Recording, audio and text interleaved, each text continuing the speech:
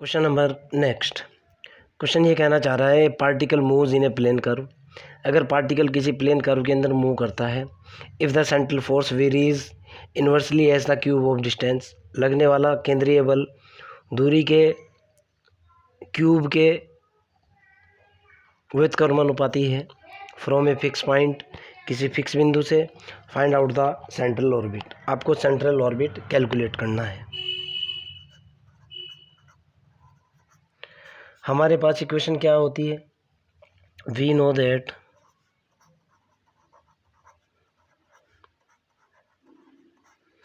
The equation of central orbit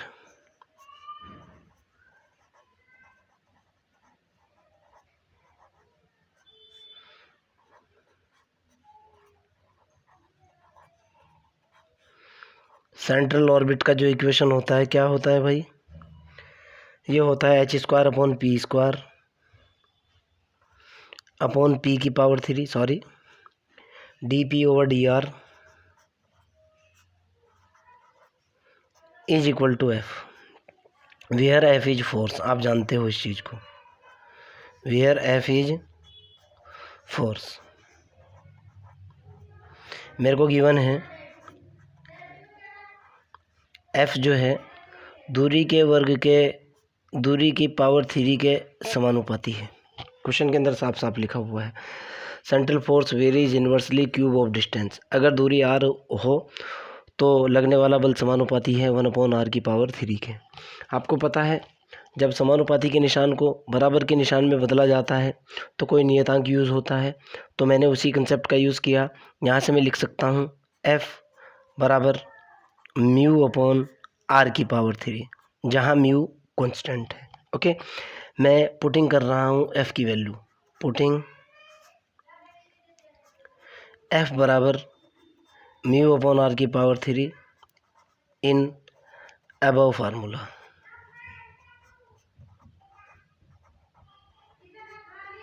फार्मूले के अंदर मैंने वैल्यू डाली, मेरे पास निकल करके आया h² upon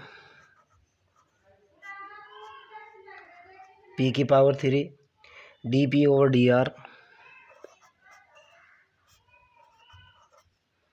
is equal to μ/r की पावर 3। आपको पता है ये डिफरेंशियल इक्वेशन है, फर्स्ट ऑर्डर फर्स्ट डिग्री की। वेरिएबल सेपरेबल का यूज़ कर रहा हूँ by variable separable.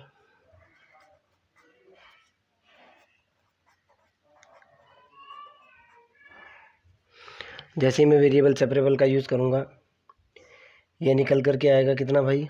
h² upon p की power 3 dp is equal to μ/r की पावर 3 इंटू dr। मैंने ये वन इक्वेशन मान लो, दोनों तरफ -2 से मल्टीप्लाई किया,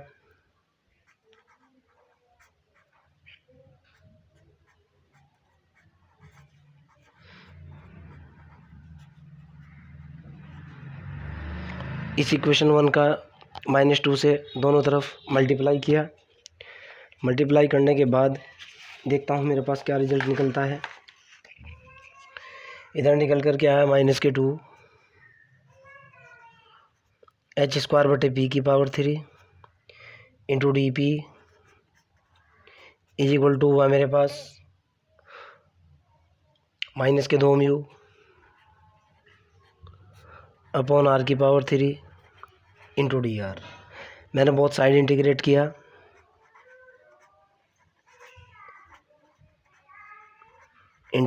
मैंने both side.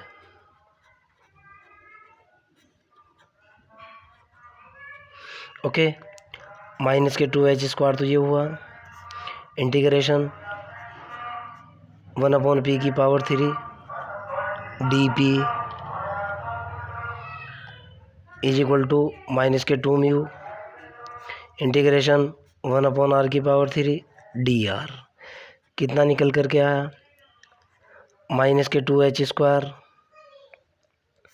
Upon -2 into p की power -2 after integration is equal to -2 mu upon -2 r की power -2 plus arbitrary constant c।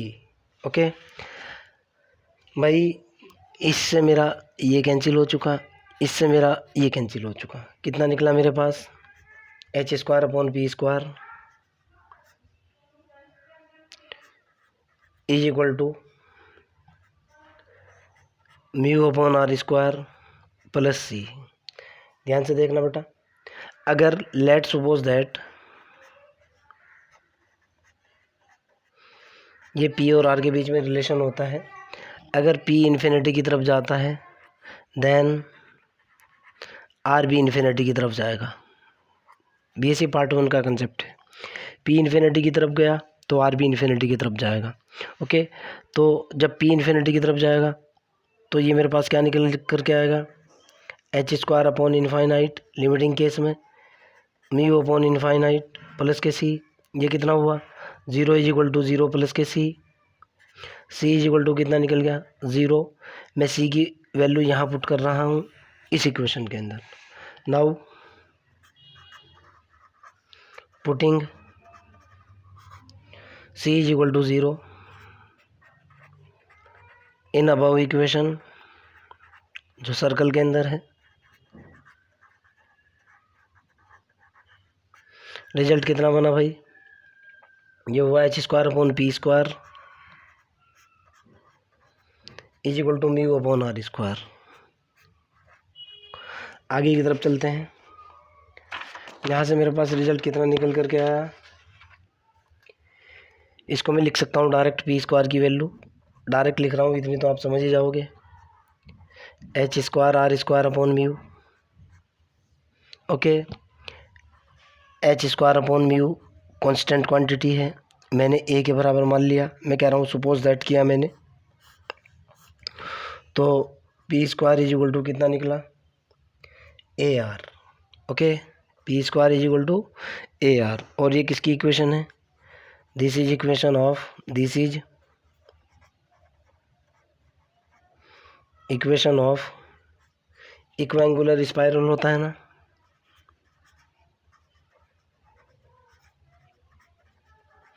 इक्वेंगुलर spiral, so that central orbit is equiangular spiral.